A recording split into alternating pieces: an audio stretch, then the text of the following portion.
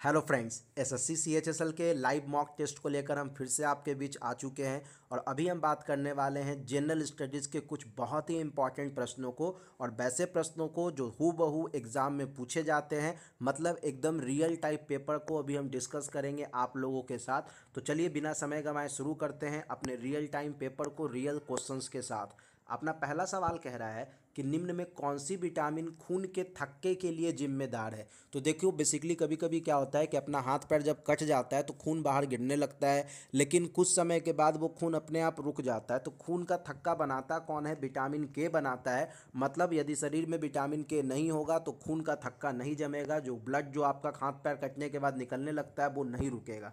अगला प्रश्न कह रहा है कि एक अंतरिक्ष यात्री के लिए बाह्य अंतरिक्ष कैसा प्रतीत होता है। तो देखो, जब कोई अंतरिक्ष यात्री मतलब अगर कोई यूनिवर्स में जाकर भारत को देखना चाहे या मान लो विश्व को देखना चाहे तो उसे वो कैसा दिखेगा? तो वो निश्चित रूप से उसे ब्लैक दिखेगा। ठीक है, ब्लैक दिखता है। ये ध्यान रखना है कि ऊपर से जब कोई देखेगा an astronaut outer space appears to black. ठीक है, तो एस्ट्रोनॉट को जो आउटर स्पेस दिखता है वो कैसा दिखता है? ब्लैक दिखता है। जबकि अगर धरती दिखे तो उसे कैसा दिखेगा? तो वो दिखेगा ब्लू रंग का, नीले रंग का।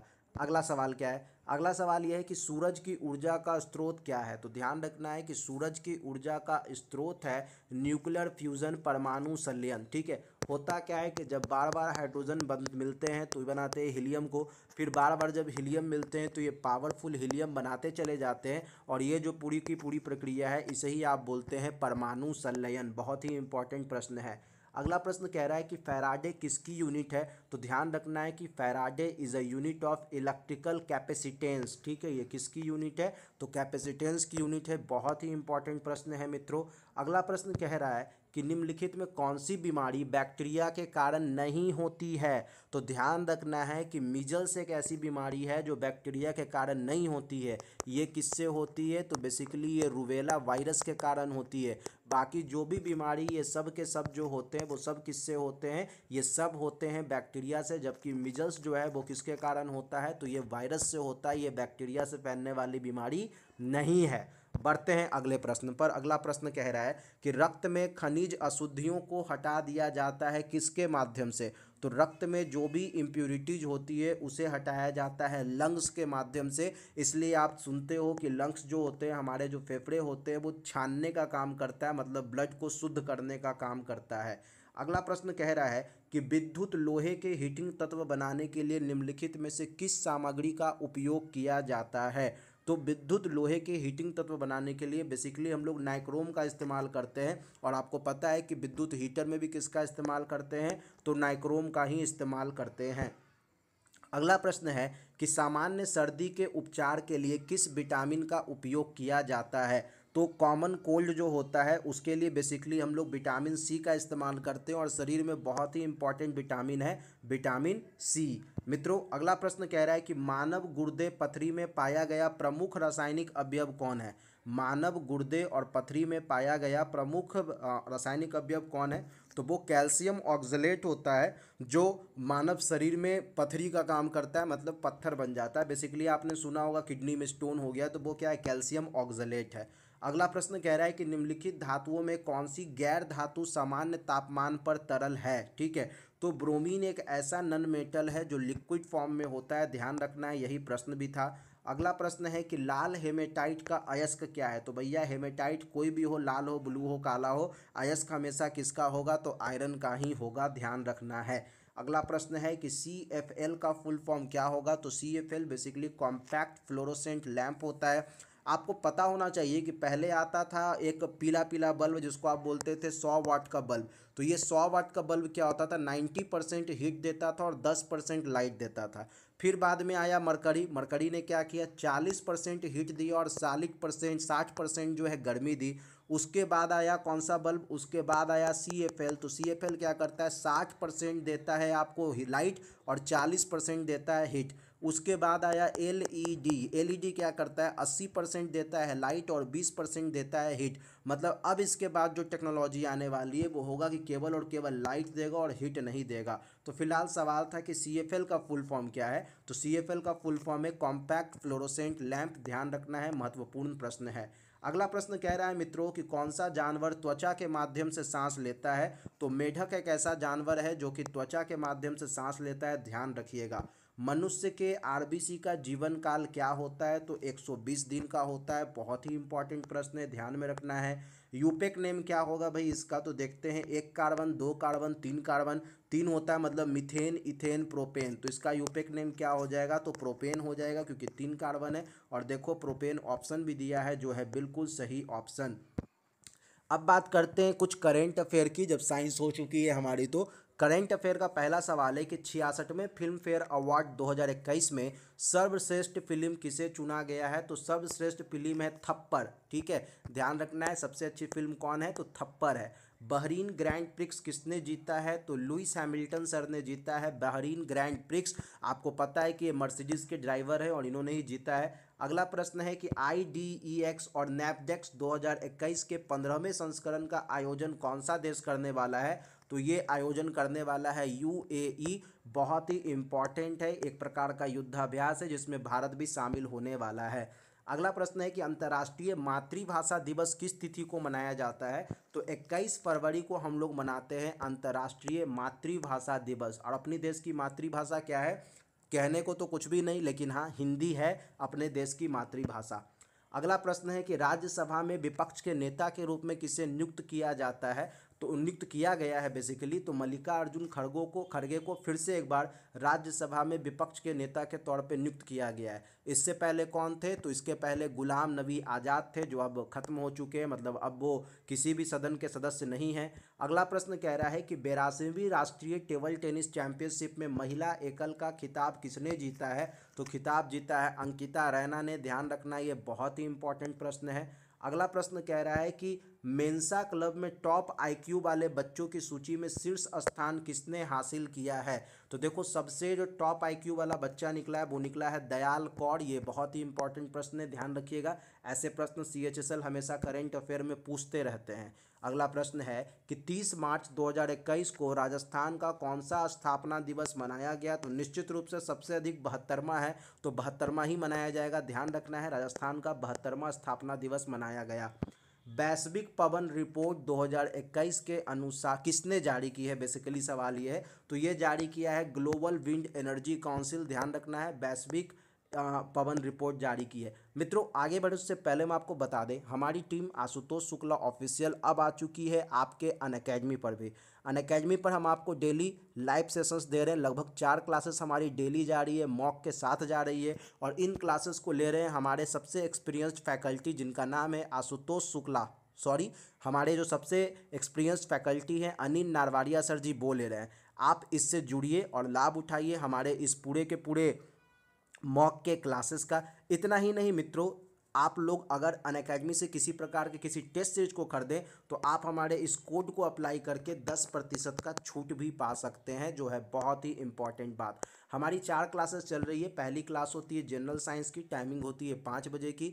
अपनी जो दूसरी क्लास चल रही है उसकी टाइमिंग होती है 7 बजे और ये क्लास चलती है मैथ की। अपनी जो तीसरी क्लासेस चलती है वो चलती है रीजनिंग की, टाइमिंग होती है 9 बजे की। और अपनी जो चौथी क्लास चलती है मित्रों वो चौथी क्लास की टाइमिंग होती है 10 बजे रात की और ये क्लास होती है स्टैटिक GK के लाइव मॉक टेस्ट की। आप जुड़िए इन क्लासेस से क्योंकि इस क्लास में आपको मिल रहा है अनिल सर के 9 साल का अनुभव जो कराएगा आपके नौकरी, आपके सपने को साकार। बढ़ते हैं अगले सवाल पर। अपना अगला सवाल है कि कुर्नूल हवाई अड्डे का नाम बदलकर किसके नाम पर रखा गया है। तो ध्यान रखना है कुर्नूल हवाई अड्डा बेसिकली ये लाई करता है तेलंगाना रीजन में, आंध्र प्रदेश रीजन में बेसिकली लाई करता है। तो उलायवारा नरसिम्हन रेड्डी के नाम पे रखा जाएगा कुर्नूल हवाई अड्डा और ये आंध्र प्रदेश का तीसरा हवाई अड्डा होने वाला है। बहुत ही इंपॉर्टेंट प्रश्न है। अगला प्रश्न है कि S&P ने वित्त वर्ष 2021-22 के लिए भारत की GDP 10% से बढ़ाकर कितने प्रतिशत रहने का अनुमान लगाया है। तो अब भारत की GDP 11% होने वाली है, ऐसा अनुमान लगाया गया है। अगला प्रश्न है कि किस भारतीय अभिनेता को फोर्ब्स की तरफ से लीडरशिप अवार्ड दिया गया। तो नो डाउट सोनू सूद, क्योंकि इन्होंने कोविड के ड्यूरेशन में लीडरशिप का काम किया था। बहुत अच्छी बात है। अगला प्रश्न सबसे इंपॉर्टेंट प्रश्न मेरे हिसाब से करंट में अभी यही है कि ICC महिला विश्व कप 2022 का आधिकारिक गीत क्या बना है। तो गर्ल गैंग बना है, ध्यान रखिएगा गर्ल गैंग है आधिकारिक गीत, बहुत ही इंपॉर्टेंट है। अगला प्रश्न है मित्रों कि नीलम साहनी किस राज्य की नई निर्वाचन आयुक्त बनाई गई हैं। तो नीलम साहनी को बेसिकली आंध्र प्रदेश का नया निर्वाचन आयुक्त बनाया गया है, इलेक्शन कमिश्नर बनाया गया है। भारत और किस देश के बीच मिताली एक्सप्रेस। तो निश्चित रूप से अभी मोदी जी बांग्लादेश गए हुए थे, तो भारत और बांग्लादेश के बीच में तीसरी रेलगाड़ी सेवा शुरू हुई है जिसका नाम है मिताली एक्सप्रेस। अगला प्रश्न है कि वैश्विक जलवायु शिखर सम्मेलन 2021 की अध्यक्षता कौन सा देश करने वाला है। तो नो डाउट इस बार अमेरिका करने वाला है, क्योंकि पॉल्यूशन एक बहुत ही बड़ा समस्या बन चुका है पूरे विश्व के लिए। बढ़ते हैं अगले प्रश्न पर। अगला प्रश्न है कि बताइए कि कौन सी घटना पहले घटी। अल्बर्ट आइंस्टीन ने कब दिया थ्योरी ऑफ रिलेटिविटी। तो भैया ये तो दिया इन्होंने 1905 ईस्वी में। मैक्स प्लांक ने क्वांटम थ्योरी दिया 1900 ईस्वी में। मार्कोनी ने प्रथम बेतार सिग्नल भेजा 1901 ईस्वी में। और मैडम क्यूरी को नोबेल मिला 1903 में। तो निश्चित रूप से 1900 में हुआ मैक्स प्लांक की क्वांटम थ्योरी। तो अपना सही जवाब है ऑप्शन बी। अगला सवाल है कि फोटोग्राफी में मुख्य रूप से किस रंग का प्रयोग किया जाता है। तो ध्यान रखना है, फोटोग्राफी में मुख्य रूप से लाल, नीला और पीले रंग का इस्तेमाल किया जाता है, जो बहुत ही इंपॉर्टेंट प्रश्न है। अगला प्रश्न है कि चर्म रोग के उपचार में किसका प्रयोग किया जाता है। तो रेडियो कोबाल्ट का प्रयोग किया जाता है, कोबाल्ट 60 का प्रयोग किया जाता है, ध्यान रखिएगा। अगला प्रश्न है कि नाबार्ड में भारत सरकार का कितना हिस्सा है। तो नाबार्ड भारत सरकार का एकमात्र ऐसा बैंक है जिसमें 100% हिस्सेदारी गवर्नमेंट ऑफ इंडिया की है। इसमें 1 रुपये भी किसी भी प्राइवेट हैंड के अंदर नहीं आता है। अगला प्रश्न थोड़ा मेरे को लगता है कि आप इसका जवाब दो समझ समझ के क्या होना चाहिए, क्योंकि एक फंसाने वाला प्रश्न है। भारत में नोट की छपाई कहाँ होती है। तो नासिक में तो होती है। होशंगाबाद में नोट का पेपर बनता है, ठीक है, जो भी नोट का पेपर होता है बेसिकली वो होशंगाबाद एमपी में बनता है। हैदराबाद में सिक्के की छपाई होती है। देवास एमपी में भी क्या होता है, नोट की छपाई होती है। तो केवल दो ही ऐसे जगह हैं जहां नोट की छपाई हो रही है, देवास और नासिक। लेकिन यहाँ पे पांचवा ऑप्शन है उपयुक्त सभी। तो ध्यान रखना ये गलत ऑप्शन है, जवाब है 1 और 4 केवल, ठीक है। बढ़ते हैं अगले प्रश्न पर। अपना अगला प्रश्न है कि वाणिज्यिक फसलों के लिए मूल्य संवर्धन संचालन को लागू करने के लिए केंद्रीय नोडल एजेंसी कौन है। तो वो नोडल एजेंसी है नेफेड, ठीक है। तो नेफेड जो है वो कमर्शियल क्रॉप का जो प्राइस सपोर्ट होता है वो बताता है। सुल्तान अजलन शाह खेल किससे संबंधित है। तो निश्चित रूप से ये हॉकी से संबंधित है। अजलन शाह एक महान हॉकी खिलाड़ी थे, ऐसा नहीं सोचना है, बेसिकली एक आज़ादी के शूरवीर हैं। अगला है कि भारत में खाद्य सुरक्षा और मानक अधिनियम कब पारित हुआ है। तो food safety and standard act Bharat में पास हुआ था 2006 में। और आपको पता है इसी के अनुसार आप लिखते हो FSSAI, food safety security authority of India. इन्हीं के द्वारा इसे बताया जाता है कौन सा खाना अच्छा है और कौन सा खाना खाने लायक है।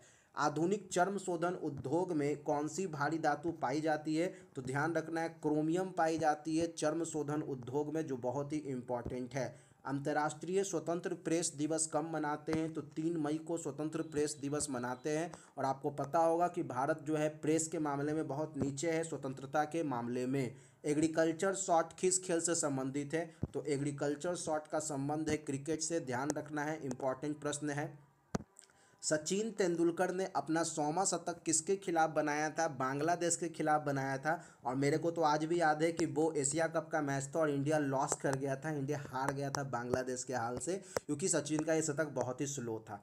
अगला प्रश्न है कि किसकी जीवनी है the world beneath his feet. तो पुलेला गोपीचंद, जो कि साइना नेहवाल के कोच भी हैं, और इन्हीं को दिया गया था the world beneath his feet. इनकी जीवनी है पुलेला गोपीचंद। एस विजय लक्ष्मी किस खेल से संबंधित है। तो देखो एस विजय लक्ष्मी का संबंध है चेस से, चेस की अच्छी खिलाड़ी है एस विजय लक्ष्मी। विश्व व्यापार संगठन कब अस्तित्व में आया। तो बेसिकली 1 जनवरी 1995 को आया। इससे पहले क्या होता था, इससे पहले होता था ट्रिप्स, लेकिन ट्रिप्स को बदल के 95 में क्या कर दिया गया, WTO वर्ल्ड ट्रेड ऑर्गेनाइजेशन, ध्यान रखना है। अगला प्रश्न कह रहा है कि निम्न में से किस राष्ट्र को संयुक्त राष्ट्र बी उपनिवेशकरण समिति का प्रथम अध्यक्ष नियुक्त किया गया था। तो वो अध्यक्ष था भारत। मतलब पहली बार किसे पूरे वर्ल्ड में डिसइन्वेस्टमेंट के लिए अपॉइंट किया गया था, तो भारत में किया गया था, भारत को किया गया था। विश्व जैव विविधता दिवस कब मनाया जाता है। तो ध्यान रखना है कि विश्व जैव विविधता दिवस मनाया जाता है 22 मई को, जो एक बहुत ही इम्पॉर्टेंट डे है। संयुक्त राष्ट्र को किसके वित्तीय सहायता प्राप्त होती है। तो सभी देश, जो भी इसके सदस्य देश है, 190 सदस्य देश है, वो सब लोग यूनाइटेड नेशन को फंडिंग करते हैं, जिससे यूनाइटेड नेशन चलता है। उसके बाद है रामकृष्ण बीच कहाँ पर है, तो रामकृष्ण बीच आंध्र प्रदेश में है मित्रों, ध्यान रखना है, अभी न्यूज में है रामकृष्ण बीच। विश्व सीमा शुल्क संगठन का मुख्यालय कहाँ है, तो ब्रसल्स बेल्जियम में है विश्व सीमा शुल्क संगठन का कार्यालय, ये भी बहुत इंपॉर्टेंट है। मित्रों हम आगे बढ़े उससे पहले हम आपको बता दें कि हमारी टीम लेकर आई है आप सभी लोगों के लिए एक ब्रह्मास्त्र। ये ब्रह्मास्त्र इसलिए है क्योंकि इस किताब में आपको मिलता है वो सभी सवाल जो एसएससी या रेलवे या कहीं से भी टीसीएस ने पूछा है, मतलब टीसीएस के द्वारा बनाए हुए, मतलब ऑनलाइन एग्जामिनेशन में जो भी जीके जीएस के सवाल होते हैं वो सारे सवाल के जवाबों को हम लोगों ने इस किताब में रखा है, बहुत अच्छे तरीके से तैयार किया है। आप इसके पीडीएफ को हमारे यूट्यूब के डिस्क्रिप्शन से या हमारे Telegram channel Ashutosh Shukla official से प्राप्त कर सकते हैं। बस इसी तरह आप पढ़ते रहिए, सफल होते रहिए। इन्हीं शुभकामनाओं के साथ इस वीडियो को कर रहा हूँ अंत। धन्यवाद मित्रों, थैंक यू।